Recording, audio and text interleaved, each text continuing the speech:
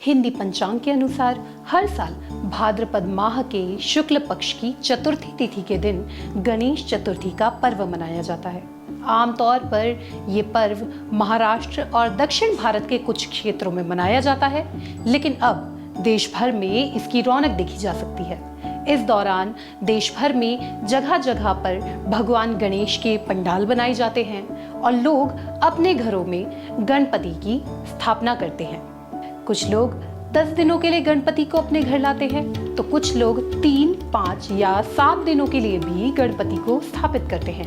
इसके बाद 10वें दिन पूरे विधि विधान के साथ उनका विसर्जन किया जाता है और ये कामना की जाती है कि गणपति अगले साल फिर से नई खुशियों के साथ हमारे घर पधारे। इस साल गणेश चतुर्थी का पर्व 7 सितंबर को यानी कल शुरू होगा और 17 सितंबर यानी अनंत चतुर्दशी के दिन इसका समापन होगा। लेकिन क्या आप जानते हैं कि गणेश चतुर्थी का पर्व देश भर में इतनी धूमधाम के साथ क्यों मनाया जाता है? आखिर क्यों गणेश जी की स्थापना की जाती है और फिर क्यों उनका विसर्जन किया जाता है? क्यों मनाया जाता है गणेश चतुर्थी का त्योहार? गणेश चतुर्थी का त्योहार पूरे देश में बहुत ही धूमधाम और हर्षोल्लास के साथ मनाया जाता है और इसके पीछे एक मुख्य वजह छुपी हुई है। पौराणिक कथाओं के अनुसार भाद्रपद माह के शुक्ल पक्ष की चतुर्थी तिथि के दिन भगवान गणेश का जन्म हुआ था और इसीलिए इस दिन को गणेश चतुर्थी के रूप में मनाया जाता है। भगवान गणेश के जन्मोत्सव के दिन लोग उन्हें अपने घरों में लेकर आते हैं और विधि विधान से उनका पूजन करते हैं। क्या है गणेश चतुर्थी की कहानी? गणेश चतुर्थी के दिन भगवान गणेश की स्थापना की जाती है और फिर 10वें दिन उनका विसर्जन किया जाता है। ऐसे में कई लोगों के मन में ये सवाल आता है कि आखिर बुद्धि के देवता कहे जाने वाले भगवान गणेश का विसर्जन क्यों किया जाता है? धर्मशास्त्रों के अनुसार इसके पीछे एक बहुत ही महत्वपूर्ण कथा छिपी है। एक बार भगवान शिव भोगावती नदी पर स्नान करने गए। उनके चले जाने के बाद माता पार्वती ने अपने मैल से छोटे से बालक का एक पुतला बनाया और उसमें प्राणों का संचार किया। माता पार्वती ने उस बालक से कहा कि तुम द्वार पर बैठ जाओ और जब तक मैं नहा रही हूँ किसी को भी अंदर मत आने देना। नदी में स्नान करने के बाद जब भगवान शिव वहां पहुंचे तो गणेश जी ने उन्हें द्वार पर ही रोक लिया। शिव जी ने बहुत समझाया, लेकिन गणेश जी नहीं माने। भगवान शिव क्रोधित हो गए और त्रिशूल से उन्होंने उस बालक का सर काट दिया। जब माता पार्वती को ये बात पता चली कि क्या हुआ है तो वो बहुत क्रोधित हुई और उन्होंने ब्रह्मांड को नष्ट करने की धमकी दी। उन्हें शांत करने के लिए भगवान शिव ने अपने गणों को सबसे पहले जिस जीव को देखा उसका सिर काट के लाने की आज्ञा दी। गणों ने उत्तर दिशा की ओर लेटे हुए एक हाथी को देखा। उन्होंने हाथी के सिर को बालक के धड़ पर लगाकर उसे पुनर्जीवित कर दिया। तब शिव ने बालक का नाम गणों का प्रमुख यानी कि गणेश रखा। देवताओं ने गणेश जी को तमाम शक्तियां प्रदान की और प्रथम पूज्य बनाया। ये घटना भाद्रपद माह के शुक्ल पक्ष की चतुर्थी को हुई थी, इसलिए इस तिथि को पुण्य पर्व गणेश चतुर्थी के रूप में मनाया जाता है। गणेश चतुर्थी मनाने की शुरुआत कब हुई? गणेश चतुर्थी के पर्व पर पूजा प्रारंभ होने की सही तिथि किसी को नहीं पता है।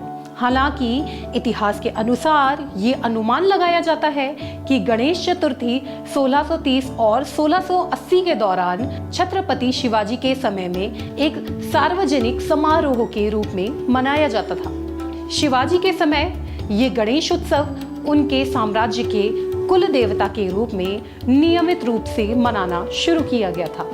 गणेश चतुर्थी एक बड़ी तैयारी के साथ एक वार्षिक घरेलू त्योहार के रूप में हिंदुओं द्वारा मनाना शुरू किया गया था। सामान्यतः ये ब्राह्मणों और गैर ब्राह्मणों के बीच के संघर्षों को हटाने के साथ ही लोगों के बीच एकता लाने के लिए एक राष्ट्रीय पर्व के रूप में मनाना प्रारंभ किया गया था।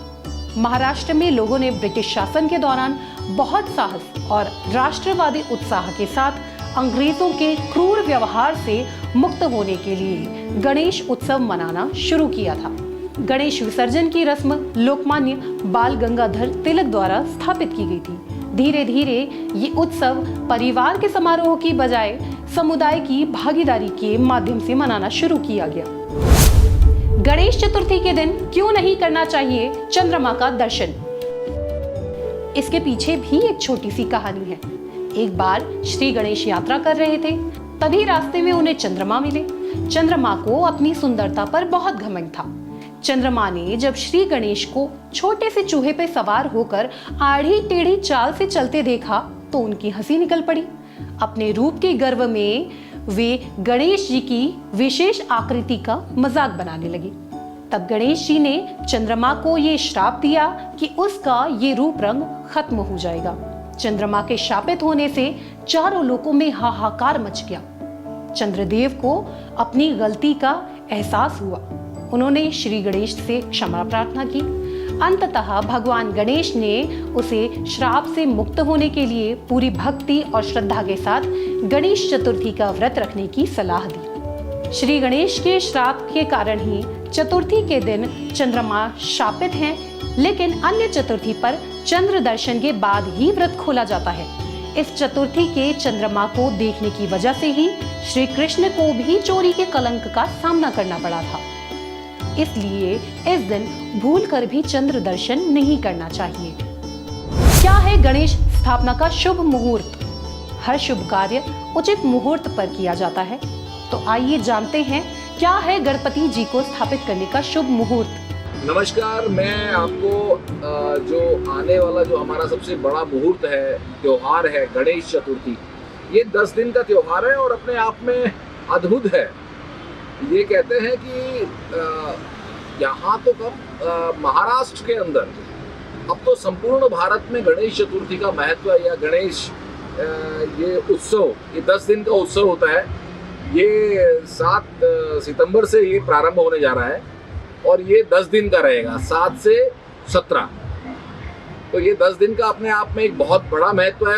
लोग कोई छोटी मूर्ति, कोई बड़ी मूर्ति, अपने हैसियत के हिसाब से मूर्तियाँ खरीदते हैं और उसकी उस प्रकार से पूजा करते हैं। कोई 3 दिन की पूजा करता है, कोई 5 दिन की करता है, कोई 7 दिन की करता है, कोई 9 दिन की करता है और पूरे कोई 10 दिन की करता है और 11वें दिन कई लोग विसर्जन करते हैं। तो इस प्रकार से गणेश उत्सव लोग मनाते हैं। कुछ लोग दाहिनी सूंड का गणेश रखते हैं, कुछ बाईं सूंड का गणेश रखते हैं। तो दाहिनी सूंड का गणेश विशेष होता है। ये अपने आप में एक अद्भुत है, अलौकिक है। कहते हैं गणेश जी के जो दाहिनी सूंड वाला है, दाहिनी तरफ जिसकी सूंड रहती है और इस पे लड्डू लगा रहता है, वो अपने आप में इच्छा, संपूर्ण इच्छाओं को पूर्ण करने वाला जो गणेश होता है वो होता है। दूसरा जो बाईं सूंड का, अमूमन वो हर घर में पूजा जाता है, वो हर घर में उसकी पूजा होती है। और जो इस बार 7 तारीख को जो मुहूर्त आने वाला है वो 11:05 से प्रारंभ हो जाएगा और दिन के 1 बजे तक रहेगा। तो इस समय पर आप गणेश जी की स्थापना कर सकते हैं, उनका विधिवत पूजन कर सकते हैं, वैदिक मंत्रों के द्वारा उनका आवाहन कर सकते हैं, उनकी स्थापना कर सकते हैं और उनका भोग लगा सकते हैं। अलग अलग प्रकार का भोग है, लड्डू का भोग लगता है, मोदक का लगता है, गन्ने का लगता है, 56 भोग का लगता है और अपनी जैसी जैसी श्रद्धा होती है हर व्यक्ति उस प्रकार का भोग गणेश जी को लगा सकते हैं। बहुत बहुत शुभकामनाएं। शहर में कैसी हैं गणेश चतुर्थी की तैयारियां? राजधानी देहरादून में जोर शोर से लोग बप्पा के स्वागत की तैयारियों में लगे हुए हैं। आइए जानते हैं कि किस प्रकार लोग उत्सुक हैं बप्पा के स्वागत के लिए। इस सिलसिले में हमने बात की मूर्ति विक्रेताओं से। आप कितने साल से इस काम में हैं? हमें मैम हो गए हैं 10 इयर्स हो गए हैं ऑलमोस्ट। तो ये जो मूर्तियां हैं यहाँ बनाते हैं या कहीं बाहर से आती हैं? मूर्तियाँ जो है मैम यहाँ तो हमारी तो जो मूर्तियाँ हैं वो सारी बॉम्बे से ही आती हैं। अच्छा। यहाँ पे इतनी फिनिशिंग के साथ कोई वर्क कर नहीं पाता है। वहाँ के जो आर्टिस्ट हैं हाँ, वो बिल्कुल बहुत अच्छे आर्टिस्ट हैं।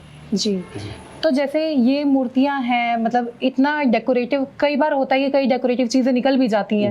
तो मतलब जैसे आप यहाँ पे अगर कस्टमर की कुछ डिमांड है तो उसके हिसाब से कस्टमाइज करके भी उनको मूर्तियां देते हैं? हाँ जी। जैसे कोई कस्टमर, हमारे पास प्लेन मूर्तियाँ भी अवेलेबल हैं। हाँ। और जो कस्टमर डिमांड करता है कि प्लेन मूर्ति को अपने हिसाब से डेकोरेट कराना चाहते हैं वो भी हम कर देते हैं।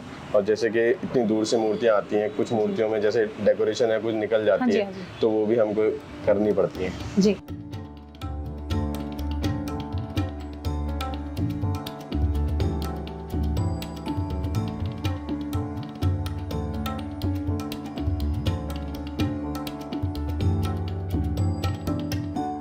इसी के साथ आज का कार्यक्रम यही संपन्न होता है। भगवान गणेश आप सबकी मनोकामनाएं पूर्ण करें, आप सब पर अपनी कृपा दृष्टि बनाए रखें। मुझे दीजिए अनुमति। देखते रहिए दूरदर्शन उत्तराखंड। नमस्कार।